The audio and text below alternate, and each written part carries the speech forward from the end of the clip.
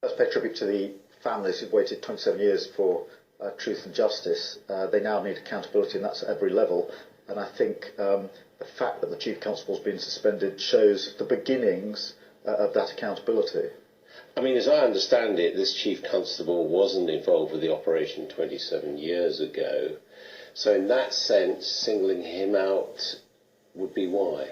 Well, I don't know. I mean, it's the Police and Crime Commissioner who's made the decision. But as I understand it, he's focused on the reaction at the time to the panel report, and in particular, and this is a point Andy Burnham made very powerfully in the chamber this afternoon, the way in which the inquest was conducted. I think there's a strong feeling that, having on the one hand apologised for what had happened, to then rerun all of the slurs and lies about behaviour was a gross misjudgment, and that's really what Andy Burnham was saying in the House today. And there was agreement across the House about that.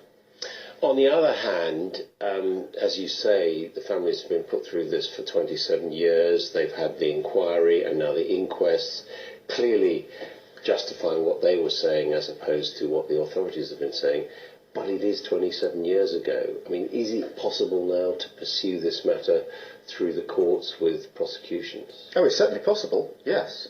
And we have to bear in mind that one of the reasons it's taken 27 years is because there's been a cover-up and an unwillingness to tell the truth.